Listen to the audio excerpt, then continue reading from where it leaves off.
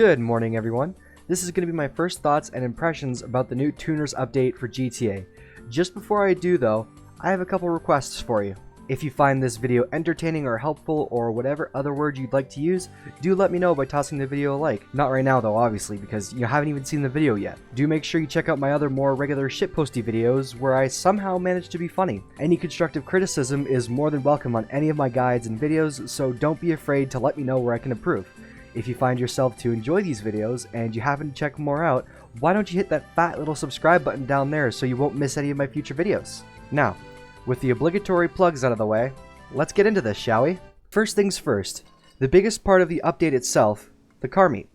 The new interior location that actually gives players the features that they've been asking for literal years. Who are these people who have been asking? The car community, gear nuts, roadheads, you name it. This huge community that I've personally been a part of, and it's the reason why I bought GTA 5 in the first place.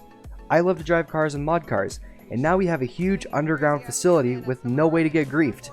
We can race each other in our cars, test out new cars that we haven't bought yet, have a safe location where we can show off our cars without being obliterated by jets or ruined with phantom wedges. For the community aspect, I think the LS Car Meets edition was a much needed and asked for feature to be added. It's a great place for people to spend their time instead of sitting in passive mode on the side of the road, not to mention all the extra customizations that players can add to their cars. We'll talk about that later. The low levels of GTA Online are the most brain-dead players I've ever encountered in any game. For the practical layman's casual player, the new location is, well, it's okay. Probably the biggest benefit for casual players is that now they can have access to colored headlights without having to fork over the cash for their own Arena War workshop. In general, I like the new location. The performance frame rate wise is absolutely terrible when you're in a large lobby with many players inside, but that could be an issue on my end. I play with the PS4 Slim. The part that I personally love the most is the testing track. There's much to be desired. Half the time I'm racing on it with my car, I'm looking for the next turn instead of actually getting the perfect line for it. But driving around gives me a very heavy Need for Speed feel. This whole update does. I don't care at all for the clothing and tattoos. I haven't even accessed the menus to see them. As for the NPC you can walk up to start the race series or pursuit series, just quick job it from your phone. It's much quicker than running over to some random corner of the LSCM. Quick note, I did run into this little bug. I came back from the testing track and I spawned inside my car. Now, this is where my gear nut bias is going to be kicking in, but I think the two different race series that they added were really good. One's definitely better than the other, but they both have their unique traits that actually set them apart from the other racing modes. First, I'll talk about the Street Race series. These races are probably the most down-to-earth, realistic, small-time, illegal street races that would literally take place in Los Angeles itself. The tracks are decorated in glow-in-the-dark spray paint to guide the drivers instead of huge built-in stunt walls. It always takes place at night to give that sense of illegality and secrecy. It makes you feel like you're in this small little community racing for a couple $100 that all the racers pitched into a pot.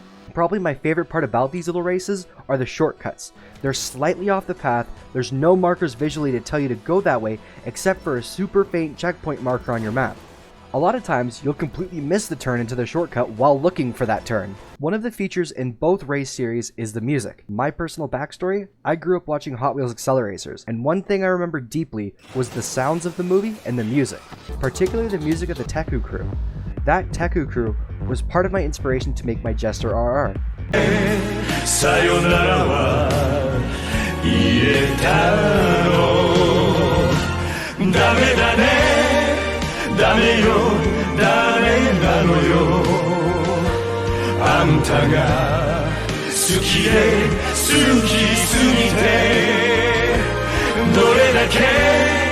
Sorry, I'm getting sidetracked. The music.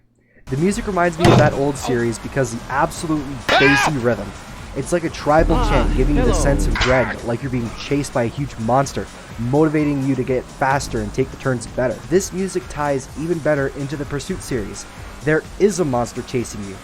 Its name is the LSPD. In the race lobby menus, you can literally set how high you want the stars to climb. The maximum is 5, but the lowest that I've seen personally is someone putting it down to 3. The LSPD is the bread and butter of the Pursuit series. These races are some of the most chaotic shitfests that I've ever seen, and they're an absolute blast to race in. Aside from the LSPD, My next favorite part is the far-spaced checkpoints, and this allows players to choose routes based on what they think is quicker. And this is where my literal favorite part comes in. When everyone rejoins onto the same street back into the group from multiple other streets is some of the coolest things that I've seen. It becomes laughable when that group then needs to re-separate and they eat mad shit on each other. This entire update gives me vibes straight from when I first saw the first Fast and Furious movie. Okay, moving on from the races. The next biggest part, and arguably bigger than the LSCM itself, the purchasable auto shop. Although nothing in here will contribute to your LSCM rep gains, which you need a fucking lot, there's a lot for you to do here. The main feature is the 10-car garage included, more car spaces, and the custom mod shop itself. It will actually give you a small discount on your vehicle upgrades, so if you're like me and literally have hundreds of millions of dollars in vehicle upgrading / upkeeping, this will be a nice addition. From what I can tell, the discount's only about 5%, but hey, every dollar counts, right? The next features are upstairs. I'll lump them both together since they're both rather straightforward. First is the contract board. This allows you to set up your own small-time heists with your friends. As my current group hasn't been around in the last couple days, I'm not sure if you give percentages to your crew or if you each get the full amount. Regardless, it's a nice little hustle and it really gives a Need for Speed heist vibe. I'm going to make a guide on this later, but for the time being, just know it's really not that hard to solo. I've soloed about 5 out of the 6 different ones so far, and I haven't even died yet. The next small feature is the high-end import-export chalkboard. For the longest time, I didn't know how to do it, but then today I actually got one to spawn so I can actually give my thought. It's basically Simeon's repo work, but with nicer cars, no cops, and no taking it to LS Customs. You get paid more too. All you have to do is grab it, and then bring it right to the docks. The biggest issue that I have is that you have to go out of your way to do it. You can't have any kind of mission or anything going on. When you wander aimlessly, you'll have a blue dot on your radar like the drug deals or the KO Perico guard. Not Pog. Not bothering with this. There is a snack bowl which you can get free snacks as if it was your office / facility assistant.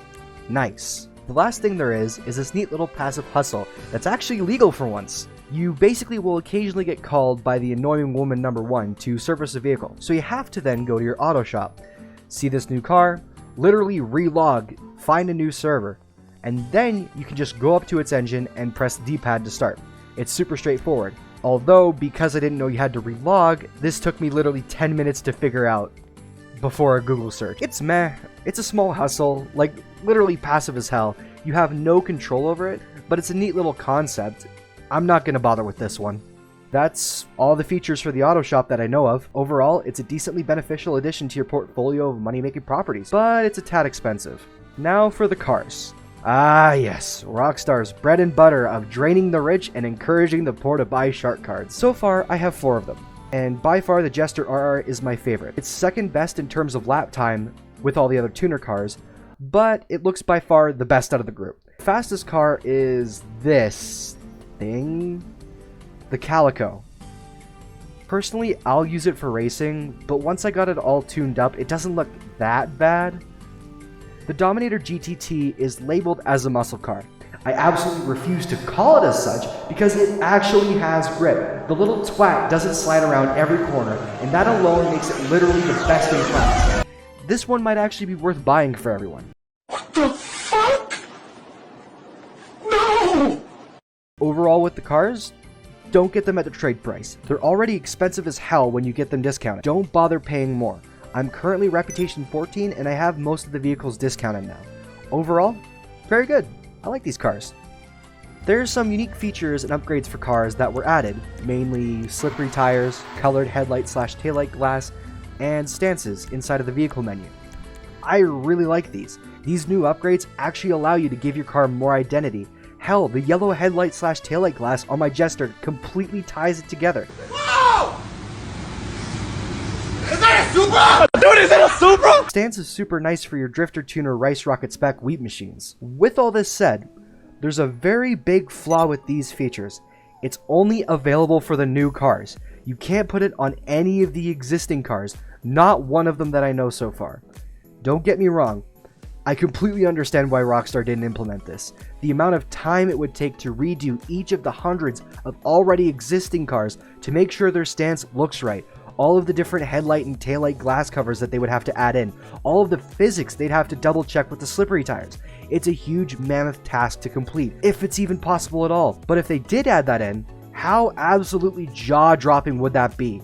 Stance supercars and your favorite car having headlight/taillight covers that would fully match its paint scheme. It's really just a big if only. We are women and we are free. We're bringing an end to the patriarchy. We are women. Hear our pain. We are women. Hear our shout. We are women. Have no doubt. We are women. We are free. We are Shut the fuck up! Well, that's everything I have to say about the new update. In general, I have to say it's pretty positive update for the community. Only a few small problems that are left up to your own discretion. I would have argued about the cost of sports cars being over 1.5 million a piece, but as someone who's been around since the start and I have the money to waste, I really don't see the price tags anymore. In general, I give this update a solid 8.5 out of 10, and I'm really glad Rockstar made it. The gear nuts, tuners, and drifters finally have their prayers answered. Good job, Rockstar. So that's everything from me. As I mentioned before, I'm still going to come out with a guide on the contract heists, and I'm going to make more shitposts and funnies once I can get Max and Sam on to play. I seriously thank you guys for your support, especially you, Pidgey, you little dank brigade chat over there. I hope you all will stick around and check out more of my stuff. See ya!